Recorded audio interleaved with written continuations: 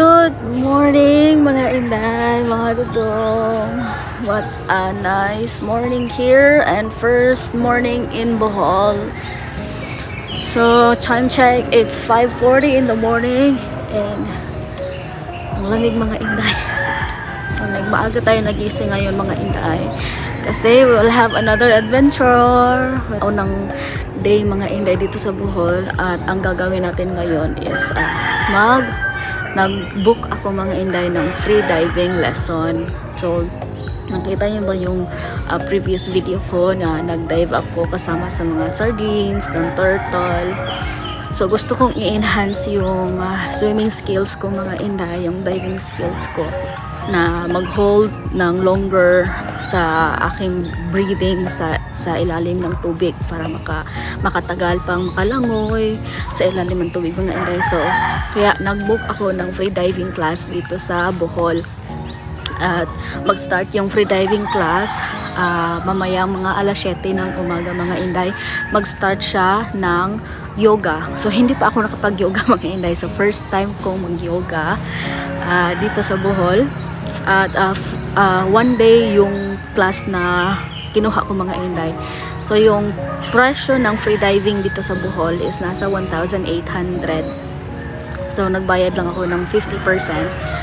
So pagkatapos ng class mga inday, babayaran natin ng remaining 50%. So yung free diving mga inday is may oras talaga silang sinusunod kung kailan kami pwedeng pumunta ng dagat, kailan kami pwedeng lumangoy kasama yung mga isda, at ilang meters yung lalangoyin namin pababa mga inday. Usually kasi open water or beginner yung kinuha ko, mga nasa 15 meters daw yung pinakamalalim na lalangoyin ko mga inday.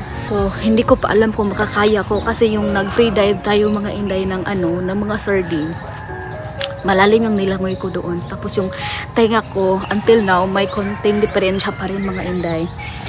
So, I don't know kung makukuha natin yung techniques ng equalization. Kasi nag-equalize ako noon mga inday, pero dito lang sa tainga. Hindi ako naka-equalize dito sa tainga, pero medyo masakit. Pero okay na, time to time nagkabalik siya ng normal mga inday. Kaya nakapag-decide ako na gusto kong i-continue, gusto kong magkaroon ng bagong techniques, gusto kong malaman talaga mga inday yung free diving. Tapos ang tagal ko nang hindi nakapag-scuba diving. So siguro while andito tayo sa Bohol mga inday, subukan kong maghanap ng barato lang, yung hindi mahal na scuba diving, para yung skills ko mga inday na nalaman ko ba is hindi ko makalimutan. Kasi feeling ko halos lahat ng mga nalaman ko ng scuba, ng training ko mga inday, nakalimutan ko na kasi isang taon na akong hindi nakapag-scuba diving. Kasi ako sa biyaheng ito, as cheap as possible talaga mga inday, kinukuha ko. Hindi talaga ako muna nagbubuk or hindi ako nagbabayad ng malaki mga inday. Kasi as possible, konti lang yung magasta ko tapos marami tayong lugar na mapuntahan. Yung pagkain ko naman mga inday, nasa 50 lang, binabudget ko yung pagkain ko, nasa 50 lang, 100 yun, pero hindi talaga ako lalagpas ng ganun mga inday. Maraming nagtatanong sa inyo kung ano ba yung travel and tours na kinuha ko. Sa akin po mga inday, sa biyaheng ito, wala po akong travel and tours na kinuha. Sinunod ko lang po yung mapa kung saan ako gustong pumunta. Kasi pag andyan ako sa lugar mga inday, tapos tinitingnan ko sa mapa kung saan yung mas malapit na island or mas malapit na lugar, gaya ng Cebu, ayan, malapit man ako dito sa Bohol. So mas malapit siya kumpara sa Siquijor. At saka sa Siquijor nakapunta na rin ako mga inday. Dito sa Bohol nakapunta na rin ako, pero pinili kong bumalik dito mga inday kasi noong nakapunta ako dito hindi ako nakapag roam around ba, hindi pa ako nakapag-laag-laag. So this time bumalik ako mga inday. So hindi ko pa alam kung anong gagawin ko after ng training ko today mga inday. Alam niyo ba mga inday kung ano mangyari sa akin kagabi? Ay, nakakita na naman ako. Urag ito manggid ito. Ito manggod talaga yung mga inday na punta sa higaan ko. Pinaka-hate ko talaga mga inday no, yung labod-labod ba. Hala Diyos ko. Mga alauna ng gabi mga inday, nanginginig pa rin yung katawan ko. Alauna mga inday. may mga afam, mga babae, mga lalaki, kakarating lang. Tapos mga inday, nagising ako pagkarating nila. At alam nyo ba, pag move ko mga inday, pag ganun ko, gumaganon ako kasi may Makati. Pag ganun ko mga inday, akala ko yung headset ko, kasi nag-headset ako kagabi, pero nakita ko, kinuha ko man yun. Tapos mataas siya mga inday, mga ganun, ganun siya kataas ba, tapos matigas. Pag ganun ko, ginaganon-ganon ko pa mga inday. Ginaganon-ganon ko pa. Hala, na remember man ako mga inday, na wala man akong headset tapos mataas man. Pag flashlight ko mga inday, labod-labod. Ito mga inday, ito talaga yun. Ito talaga yun. Na ito talaga yung pumunta sa akin mga inday, nag-ano sa aking liig. Alauna ng kadlawon mga inday ba niya. Yung isang foreigner nakagising pa. Iyan pinakahit ko yung ganyan mga inday. Mga ahas, mga kulay-kulay na ganyan. Nagising na yung foreigner, tapos tinanong niya sa akin kung okay lang ba ako. Sabi ko hindi ako okay kasi may labod-labod sa aking liig. Tapos kinuha niya yung labod-labod mga inday, tapos nilagay niya sa labas. Nahisip lang akong bumalik matulog mga inday, baka bumalik yan. Baka bumalik yan. Sabi niya, wag ka na mag-alala, matulog ka na, hindi na yan babalik, nilagay ko na sa labas. Ngayong umaga mga ina, nagpakita na naman sa atin. Sa mga biyahe-biyaheng ito mga inday, napaka-convenient kung marunong ka mag-drive or magmumotor ka, magrerenta ka ng motor, kasi marami kang lugar na mapuntahan. Pagkatapos ng training ko sa freediving, tinitingnan ko sa mapa kung ano yung next nating gawin na mas malapit lang dito. At dyan sa hostel na binuko mga inday, ako yung pinakaunang nagising at ang mga kasamahan ko ay tulog na tulog pa at ako naman ay nagre-ready na. So ayan, let's go sa ating adventure ngayon mga inday. At syempre habang nag-aantay ako sa aking motor na rerentahan, so ang aga-aga pa niyan mga inday, hindi talaga mawawala sa ating mga Pinoy ang kape sa umaga. So parang napaka-cozy yung kusina nila dito mga inday, so hindi man ako makapagluto, kaya ginamit ko na lang yung heater, mag-init tayo ng tubig, magkape-kape tayo. At syempre, ang hostel mga inday, kahit kung sino-sino lang yung mga tao na gumagamit ng mga utensils, baso, kutsara, so syempre, kailangan natin yung hugasan. Doble ingat tayo mga inday. Nagbili man ako ng pan kagabi mga inday, kasi nag 7-Eleven ako kagabi. Bumili ako ng bread. At alam niyo ba kung anong nangyari ngayong umaga? Kinain ng, hindi ko alam kung daga ba yung kumain mga inday.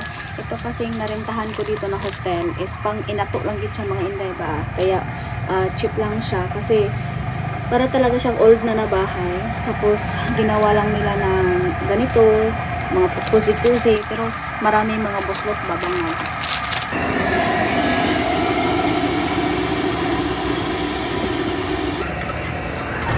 Na late yung naghatid ng motorsiklo na aking nirentahan mga inday, ay kailangan ko pang mag-drive ng 20 minutes patungo doon sa resort na aking dadivingan mga inday. At ayun na nga, na late nga ako ng 3 minutes at hindi na ako nakaabot sa kanilang yoga.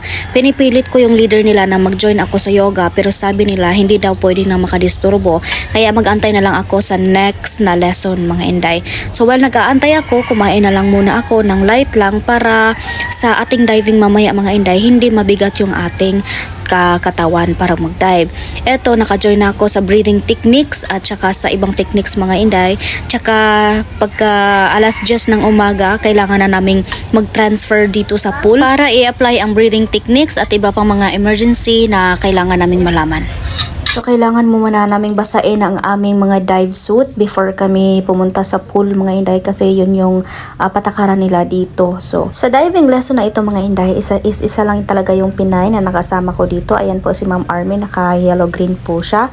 At siya po yung partner ko dito mga inday. So, pagkatapos naming mag-session sa pool, ayan, nagre-ready na po kami ng ating mga fins at saka aming mga belt at kailangan na po namin sumakay sa kanilang sasakyan. Papunta na po kami doon sa dagat. Talagang buo po ang loob ko mga inday na makuha po itong diving lesson na ito, kasi gusto ko po talagang lumangoy ng matagal sa ilalim ng dagat kasama yung mga isda. Alas 12 ng tanghali. Grabe ang init.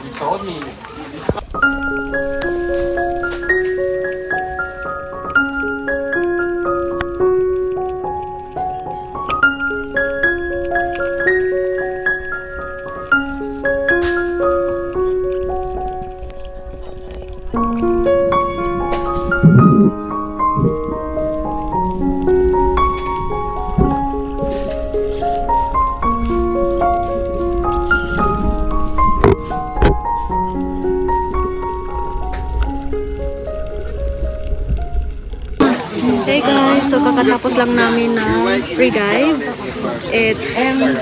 Ang ganda mga inday. So medyo pagod pero worth it.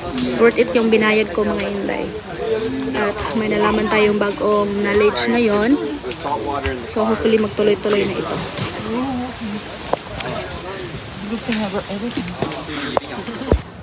Pagkatapos namin mag-free diving mga inday ay may nakilala naman akong bagong kaibigan, siya si Irene, at nagsubok kaming pumunta dito sa Alona Beach dahil ang Alona Beach ang pinakasikat dito sa Panglao mga inday.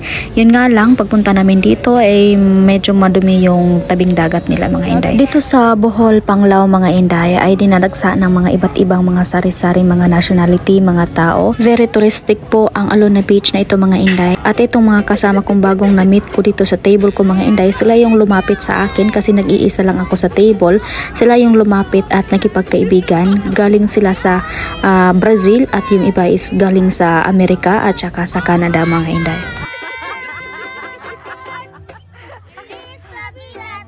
Hi mga inday, nakabalik na po ako dito sa hostel ko. At it's a full day mga inday. Ang kapoy kayo pero it was fun. Yung unang diving mga inday, yung sa mga session, sa mga exercises, hindi ako nakasali sa yoga kasi late ako ng 3 minutes. So usually mga foreigner din yung nag-take ng yoga. So hindi ako nakasali mga inday kasi medyo malayo pala dito sa hostel ko yung free dive na binuko mga inday. So wala akong masyadong kain ngayong araw na to kasi nag-order ako ng pancake this morning mga inday. Tapos hindi pa nga nakalahati yung nakain ko. Yung ibang kasamahan ko nag-proceed na sa ibang session. So kailangan ko iwan yung pagkain ko.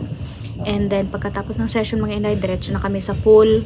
Tapos pagkatapos ng pool 1 hour, dumiretso kami sa open water sa ocean na talaga mga inday. Hindi ako nakapag-video kasi hindi ko nadala yung cellphone ko kasi delikado kasi sa tubig talaga kami. At alam niyo ba mga inday, unang-una pa lang tingin ko sa tubig, napakalakas ang alon. Grabe yung alon mga inday. So usually mga master na yung mga diver namin. Sabi ko, paano ba kami, how do we get there? So sinabi kailangan yung lumangoy. So takot ako mga inday. Tapos yung kasamahan ko is hindi nakapag-continue na mag deep dive talaga kasi hindi siya maka-equalize. So nag-equalize ako mga inday pero parang pumutok yung tainga ko kasi more 10 meters to 11 meters yung dinive ko ngayong araw mga inday. Tapos pag usually kasi pag gumaganon mga inday, equalize na yun. Tapos equalize na naman. Hindi ako naka-equalize kasi pag mas lalim talaga yung pinupuntahan mo mga inday, mas lalo siyang magka-compress yung pressure niya mga inday. So yung talagang malakas na yung pressure niya, hindi ko na-equalize yung isa kong tainga. So pag go up ko sa tubig mga inday, parang yung tainga ko gumaganon. Parang pumutok yung eardrum ko. So, tapos ang sakit mga inday. Pero ngayon, less na yung sakit niya. Medyo bungol pagyapon ko. Ito hindi ako masyadong makarinig kung hindi malakas. So, sana bukas maging okay na to mga inday. So, hindi pa ako nakapasok sa aking hostel. Magpapahinga talaga ako ngayong gabi kasi kagabi mga inday, hindi ako nakatulog ng maayos. Kasi yun nga, yung nikatay na ko diri ba ang labod-labod mga inday. So it was a full day. Hindi ako masyadong nag-enjoy doon sa diving talaga nung palalim na mga inday. Doon na kami nag-start na mag-enjoy na yung lumalangoy na kami sa mga isda, sa mga corals. Inday, sinishare ko talaga kung anong nangyayari sa travel ko. So maraming salamat mga inday, magpapahinga na ako at bukas hindi ko alam kung ano ang iba kong gagawin dito sa Bohol. So we'll see, baka mag beach tayo or mag fun dive tayo bukas mga inday, hindi ko alam. So guys, bye bye.